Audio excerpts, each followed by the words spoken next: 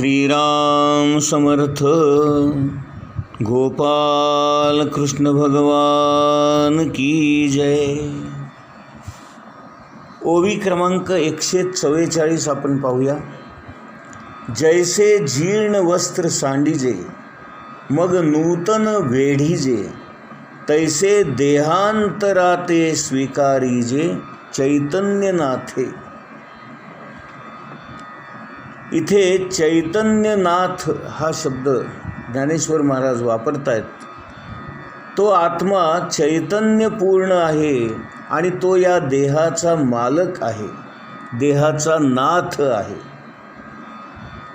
तो या देहाला वस्त्राप्रमाणे समजतो आणि ज्याप्रमाणे आपण जुनी झालेली वस्त्रे टाकून देतो आणि नवी वस्त्रे धारण करतो, त्याप्रमाणे देहाचा मालक असणारा हा आत्मा, जुना झालेला हा देह अयोग्य वाटल्यामुळे, वापरता येण्यासारखा नसल्यामुळे तो टाकून देतो आणि दुसरा नवीन कोरा करकरीत ताजा टवटवीत देह धारण करतो. आपला देह वस्त्राप्रमाणे आहे ही कल्पनाच मुळी किती रम्य आहे बघा. हे जर खऱ्या अर्थाने आपल्याला पटलं ना,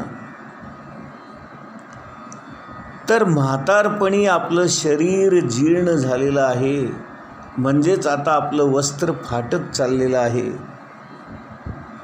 आणि आज ना उद्या त्याच्या चिंध्या होत आहेत हे आपल्या लक्षात येईल. आणि मग आपली देहावर असणारी हे आसक्ती जी आहे ती कमी होईल. सांगण्याचा हेतू एवढाच आहे की या देहाचं जे स्वरूप आहे ते तात्पुरतं असतं आणि आत्म्याचं जे स्वरूप आहे ते मात्र कायमचं असतं. आता पुढचा श्लोक आपण बघूया. गीतेमधला श्लोक क्रमांक 23 आपण बघूया. नैनं छिंदन्ति शस्त्राणि नैनं दहति पावकः न चैनं क्लेदयन्त्यापो न शोषयति मारुतः.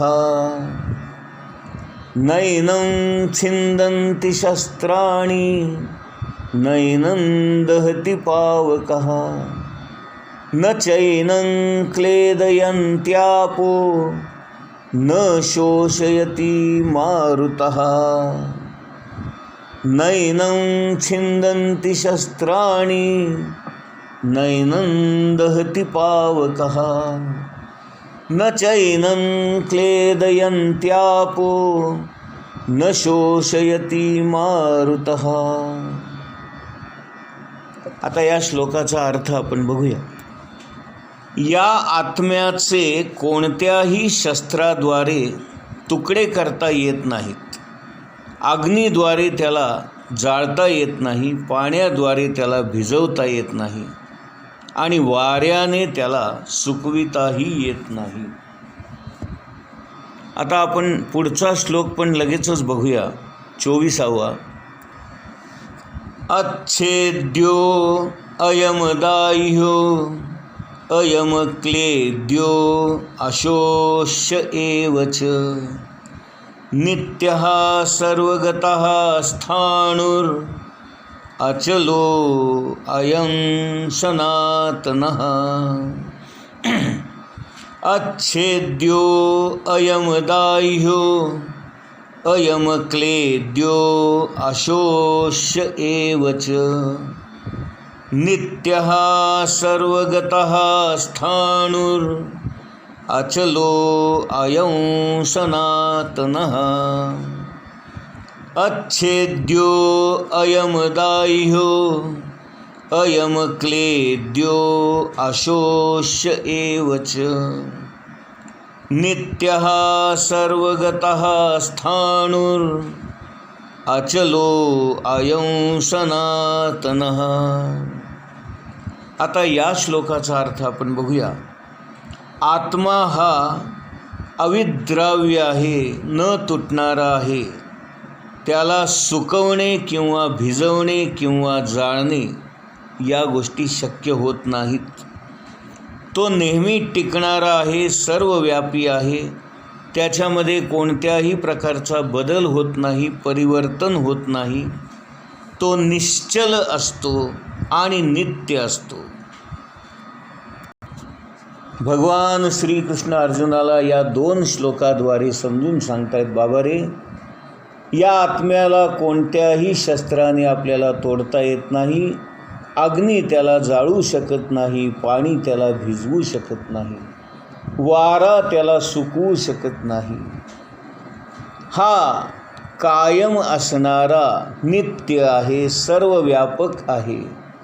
तो अचल आहे, स्थिर आहे आणि तो सनातन आहे. कालही होता, आजही आहे आणि उद्याही असणार आहे. अशा या 2 श्लोकांवर आधारित भाष्य आता ज्ञानेश्वर महाराज आपल्या ओवीद्वारे करतायत.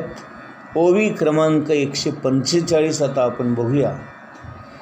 हा अनादि नित्य सिद्धू निरुपाधी विशुद्धू म्हणोनी शस्त्रादिकी छेदू न घडे यया. हा आत्मा कसा आहे तर अनादी आहे. अनादी आहे म्हणजे ज्याचा आदी आपल्याला माहीत नाही. तो कधीपासून सुरू झाला आणि कधीपासून आहे हे माहीत नाही. आणि तो नित्य आहे, कायम आहे, सिद्ध आहे. काळाचा त्याच्याशी काहीही संबंध नाही. काळ ही उपाधी त्याला बाधू शकत नाही. ज्याला आदी नाही असा अनादी असणारा म्हणजेच ज्याचा आरंभ कधी झाला तो कधीच आपल्याला कळत नसणारा असा आहे. यालाच ज्ञानेश्वर महाराज आद्य म्हणतात. आद्य याचा अर्थ त्याचा आदी आपल्याला माहीतच नाही आहे. ओम नमोजी आद्या वेद प्रतिपाद्या ही जी पहिलीच ओवी आपण पाहिली होती त्यातला जो आद्य शब्द आहे तो अनादी असणाऱ्या या आत्म्याला उद्देशून म्हटलेला आहे.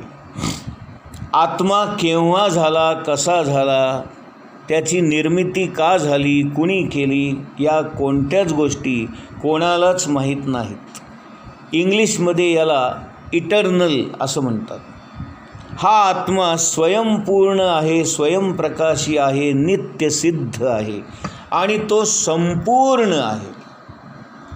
निरुपाधी विशुद्ध आहे म्हणजे काय की याला कोणत्याच उपाधी लागू पडत नाहीत. आणि विशुद्ध याचा अर्थ त्याच्यामध्ये कोणत्याही प्रकारचं मिश्रण नाही.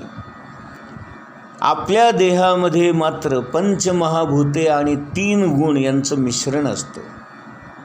आत्मा हा विशुद्ध स्वरूपामध्ये असल्यामुळे त्याला चिद्घन असाही शब्द वापरतात. निरुपाधिक म्हणजे कोणत्याच उपाधी म्हणजे काळ आणि वेळ त्याला ग्रासू शकत नाही.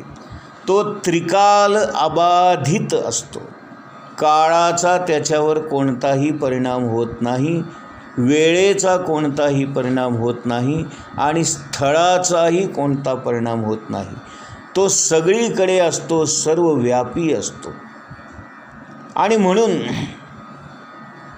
तो इतका सूक्ष्म आहे की कोणत्याही शस्त्राने त्याला तोडता येत नाही, छेदता येत नाही.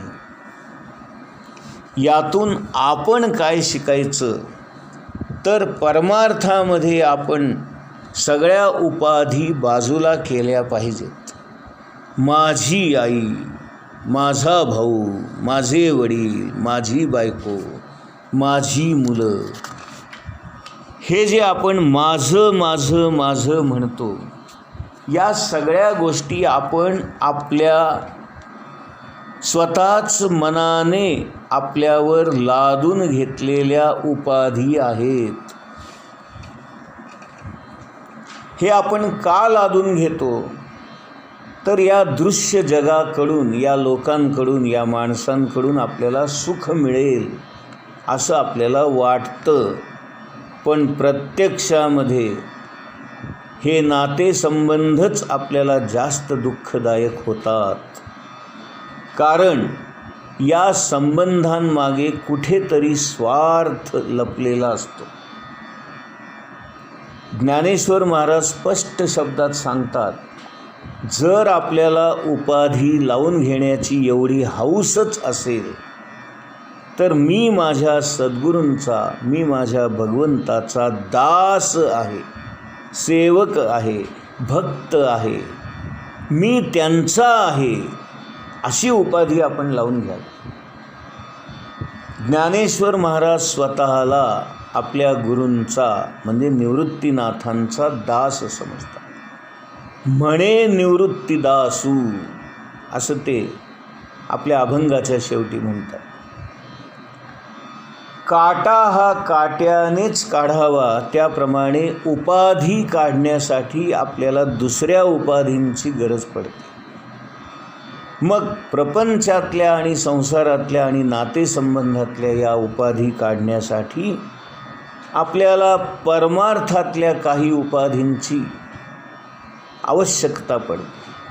म्हणून मी माझ्या गुरूंचा दास आहे ही उपाधी आपण लावून घ्यावी. मी माझ्या परमेश्वराचा भक्त आहे असं म्हटलं म्हणजे बाकीच्या उपाधी आपोआप आपल्या आयुष्यातून कमी होतात किंवा निघून जातात. पुढची ओवी आपण बघूया. हा प्रलय उदके न आपलवे, अग्नी दाहे न संभवे, एथ महाशोषू न प्रभवे मारुताचा. इथे ज्ञानेश्वर महाराज म्हणतात, या परमात्म्यावर, या आत्म्यावर पंचमहाभूतांचं काहीच चालत नाही. पाणी त्याला ओलं करू शकत नाही. अगदी प्रलय जरी झाला, सगळीकडे पाणीच पाणी जरी झालं तरी हा भिजत नाही. त्याला अग्नी जाळू शकत नाही. वायूचा याच्यावर कोणताही प्रभाव पडत नाही आणि वारा याला सुकवू शकत नाही.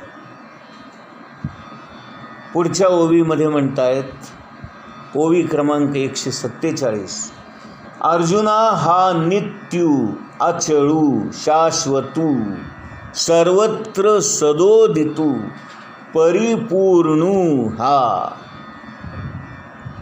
आत्मा कसा आहे त्याचं वर्णन करतायत ज्ञानेश्वर महाराज सांगतायत, अर्जुना हा नित्यू म्हणजे नित्य आहे, अचळू म्हणजे अचल आहे, तो कुठेच जात नाही, येत नाही.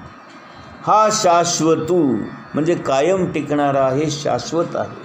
हा सदोदितू कायम असणारा आहे, कालही होता, आजही आहे आणि उद्याही आहे, म्हणून त्याला सनातन असं म्हणतात.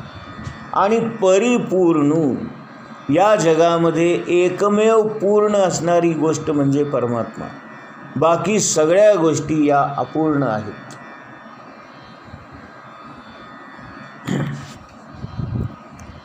या ओवीवर भाष्य करताना बाबा बेलसरे म्हणतायत, तुम्ही आम्ही सामान्य माणसं समाधानात का राहू शकत नाही? याचं कारण असं आहे की आपण सगळेच जण अपूर्ण आहोत. एक अपूर्ण माणूस दुसऱ्या अपूर्णाकडे गेला तर त्या अपूर्ण असलेल्या माणसाकडून पहिल्या अपूर्ण असलेल्या माणसाला काहीही प्राप्त होत नाही. हे कसं झालं माहिती आहे का? एका भिकाऱ्याने दुसऱ्या भिकाऱ्याकडे मदत मागावी, तशातला हा प्रकार झाला. दोघंही भिकारी असल्यामुळे कोण कोणाला मदत करणार? म्हणून आपण सगळेच जण अपूर्ण असल्यामुळे एक अपूर्ण दुसऱ्या अपूर्णाची मदत करू शकत नाही. आणि म्हणून आपल्याला मदतच घ्यायची असेल तर आपण पूर्ण असणाऱ्या परमात्म्याची, भगवंताची, परमेश्वराची घेतली पाहिजे. इथे गोंदवलेकर महाराजांनी एक फार सुंदर दृष्टांत दिला आहे. ते म्हणतात, 100 वेडे जरी एकत्र आणले तरी एक शहाणा माणूस त्याच्यातून निर्माण करता येत नाही. त्याप्रमाणे या संसारामध्ये, या प्रपंचामध्ये सगळीकडे अपूर्णताच भरलेली आहे.